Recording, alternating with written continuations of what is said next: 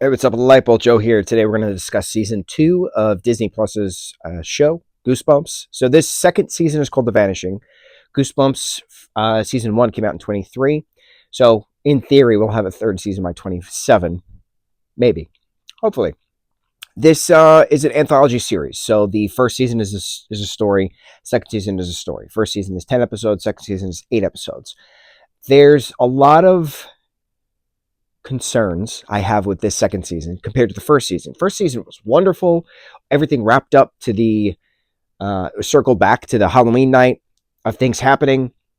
We have that, explosive cliffhanger at the end. What happens now that, is the spell going to work? Things, right? This one is 8 episodes, so it's shorter. Primary focus of this is don't go in the basement. So the dad is a botanist. There's stuff in the basement that's happening growing wise, plant wise, and stuff, right? Don't go in the basement. So that's the main gist of this season. But there's no final wrap up at the end because it's a lot of assumptions. The kids can stay in the pod for a certain amount of time and then be fine. But if they stay in the pod for X amount of time, then they can turn into a monster. But if they stay in the pod at Y amount of time, then they could just throw up this other thing, like Trey throwing up a black thing at the end. What's the point of that? He was in a pod and he was out of the pod. Just things. A lot of things don't make sense because if Anthony, David Schwimmer's character, the botanist character, finds Trey in this lab aspect out of a pod, how the hell did he get out of the pod, crawl up the ladder without clothes on, and then stumble onto Anthony? And then, what was the catalyst event which got him out of the pod without the ship, then the alien ship that's been buried under this fort for many a decades? What was the catalyst event? How does these things? There's too many assumptions in this season, and I don't like it. I don't like that there's so many assumptions that you have to make sense the plot. It's weird. A thing that I really didn't like. The premise of this is that Cece and Devin, twin brother and sister, are going to their grandmother's house in Brooklyn, and they live in Manhattan. So they're going to Brooklyn for the summer. Their dad's childhood home, his brother Maddie was killed with 3 other teens back in the 90s at this fort, which is also called Camp Nightmare. And it was presumed that they drowned, but why would their clothes be there? Just things. Nothing made sense. And so the premise is they're spending the summer with their dad. This is going to be a great summer. You're going to have a great summer, etc.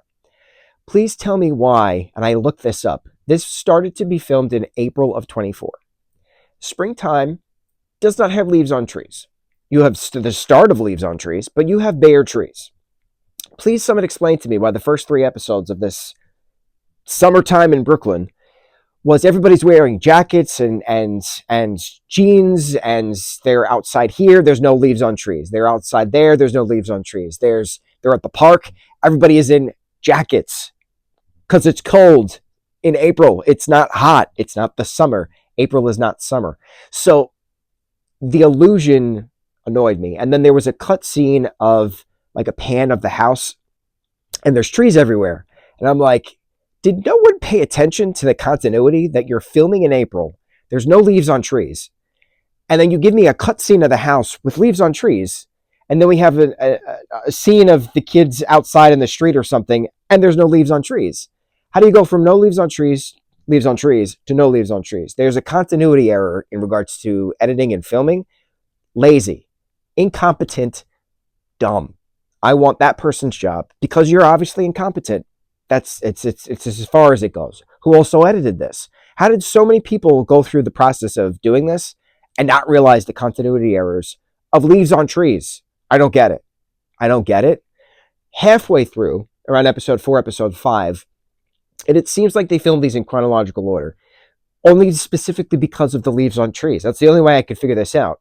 I literally had to look up when they started filming this. There was articles of this Gravesend aspect of Brooklyn where David Schwimmer was standing outside of a house or something like that filming for the Goosebumps series, and that was April of 24. That's the only way I could pinpoint when this actually happened because there's one news article from Gravesend for the filming. No leaves on trees in April of 24. As the film progresses, as the story progresses, for episode 4, episode 5, that's when we start to get leaves on trees, and then the rest of the season is leaves on trees. So the illusion of we're going to spend the summer with dad is dead, because you can't have kids, you can't have characters walking around with jackets and jeans and multiple layers of clothes and say, yeah, it's the summertime. That's not how summer works. No, that's not how summer works. I thought the kids did a great job. The actors and actresses did a wonderful job with the characters they're given. I like that the 6 of them come together at the end to figure out how to save the day. Fine.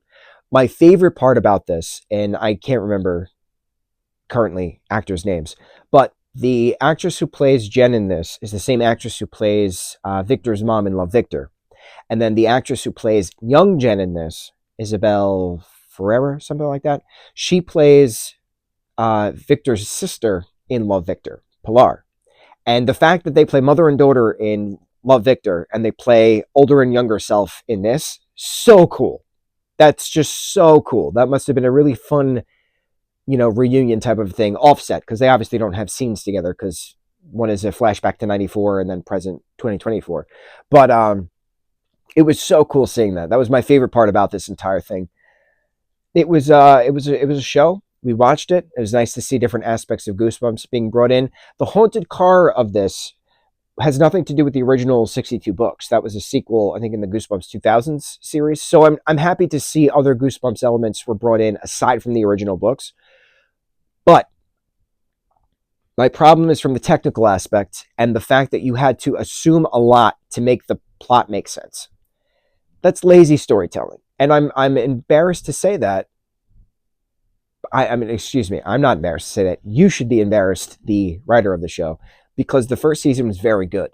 Very well done. Wrapping things together, coming together, twists and turns, cliffhanger at the end, appropriate.